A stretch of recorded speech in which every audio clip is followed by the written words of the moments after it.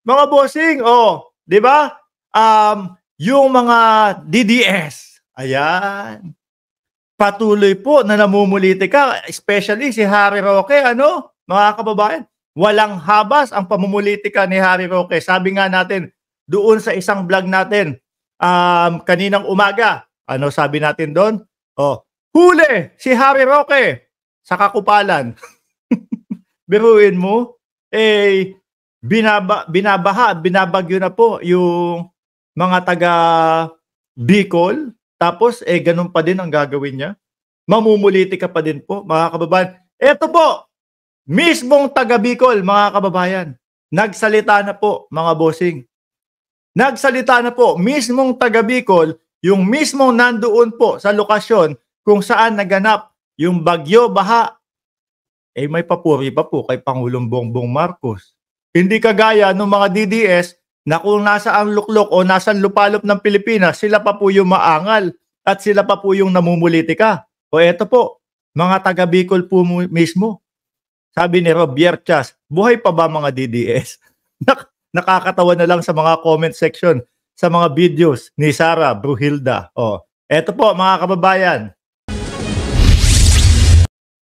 Sa kalagitnaan agad. O, atras natin ha. O, game. Sabi dito, PBBM sa mga Bicolano, di kayo nakakalimutan. Matindi ang mensahe. Walang halong politika. Banat!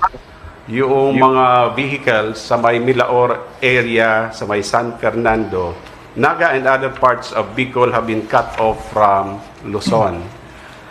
And medyo malungkot po na nasa 13 yung na-record na po confirmed death.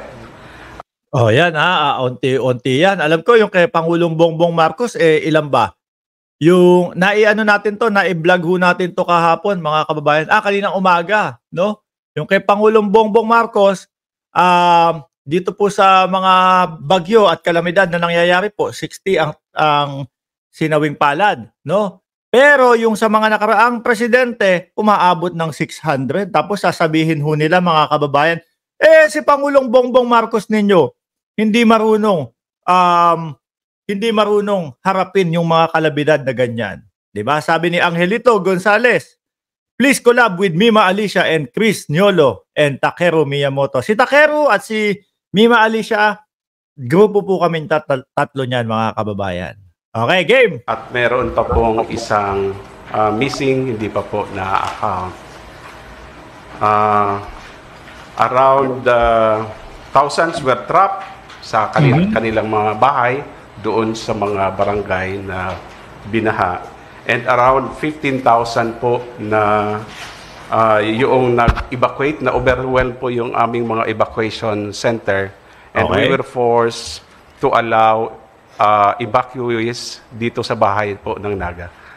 Bago ko makalimutan yung mga kakamping po, shout out diyan sa mga kakamping na yan.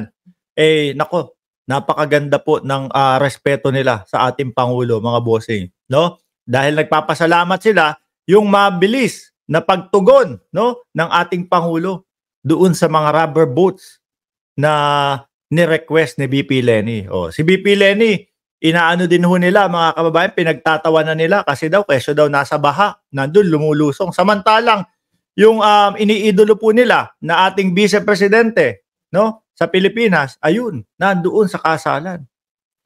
Dapat sana kung magtatawa kayo, kumikilos din sana yung Vice Presidente. Alam namin kumikilos yung OBP, pero wag niyo nang pagtawanan yung mga tao na talaga naman bukal sa loob nila o bukal sa puso nila, na kailangan on the spot nandun sila. Di ba? Nakakatulong na nga, pinagtatawanan nyo pa. Di ba? Sino yung mga nagtatawa? Ayan po, mga DDS. Sa City Hall.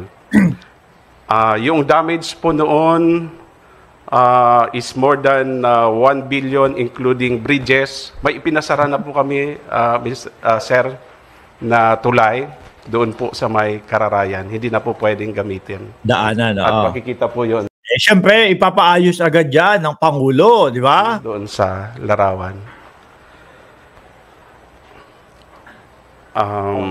May mga schools and government offices po na naapektuhan.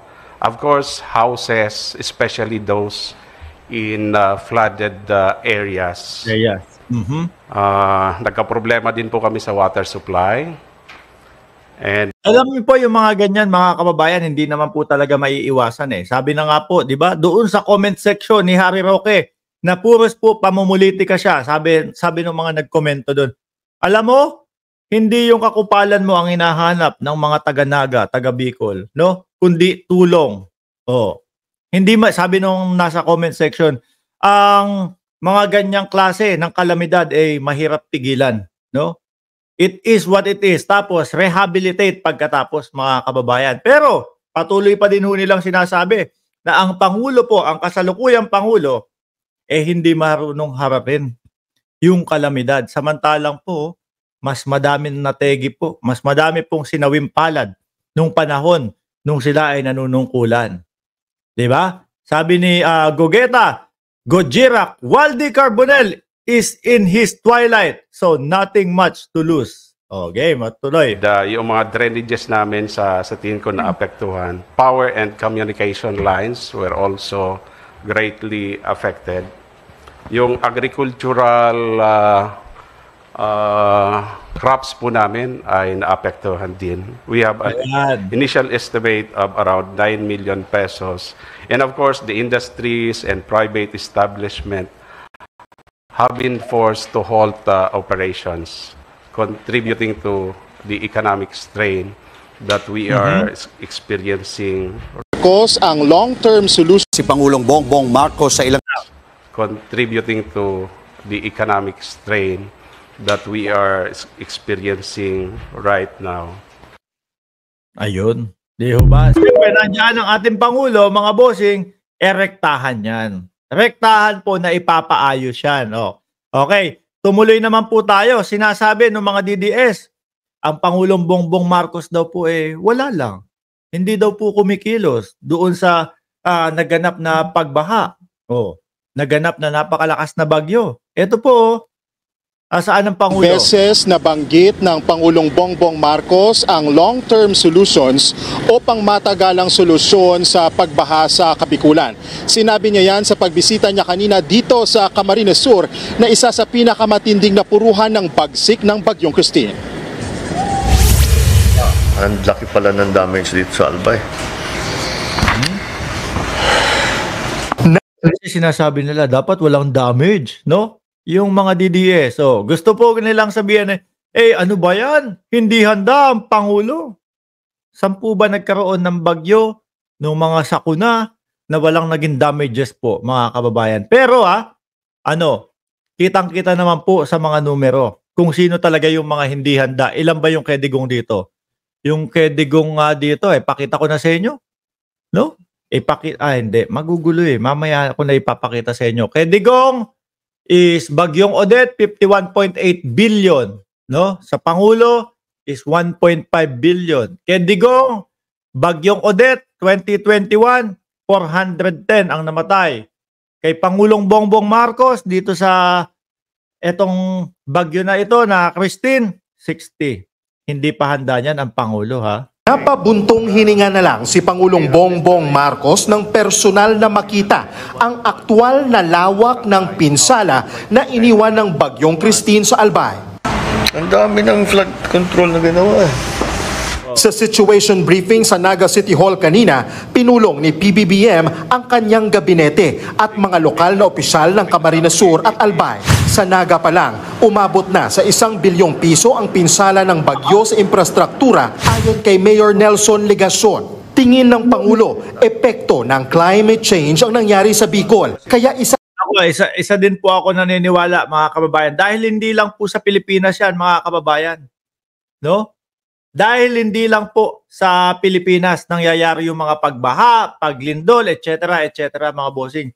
China, miski po dito sa kinaroroonan namin, napakamahal na po ng bilihin dito, at the same time talagang maayos ang gobyerno dito. Pero yung mga ibang lugar, binabaha pa din po, mga bossing, no? Lalong-lalo na kapag ka mga hurricane na po. Di ba, Ma'am Lynn Hirakawa? O, tuloy. Sa nakikita niyang solusyon ang pagbuhay ulit sa Bicol River Basin Development Program na unang proyekto noon ng kanyang ama pero tinigil noong 1986. Walang Oo, tinigil. Alam niyo po mga politiko dati, mga kababayan, kapag gawa ni Marcos Sr. yan, itigil natin yan kasi maaalala siya ng taong bayan. Lahat ng mga infrastruktura o lahat ng proyekto ni Marcos Sr. na maganda, kahit maganda, ihinto yan. Kasi ayaw na nating maalala siya ng taong bayan. O, ganun po kasi nangyari. So, ituloy, di ba? Kahit sa Japan at Singapore, nag-flash flood din. O, di ba? Sa atin ho kasi, mga kababayan, kapag kami mga ganyang sakuna, no, ang uunahin, pamumulitika. O, sa ibang bansa po, ang uunahin nila ay tulungan yung kapwa nila. Mga bossing. Sa atin lang, only in the Philippines lang po na pamumulitika yung uunahing maging reaksyon ng tao, no? Hindi naman lahat. Karamihan DDS dyan, mga boss.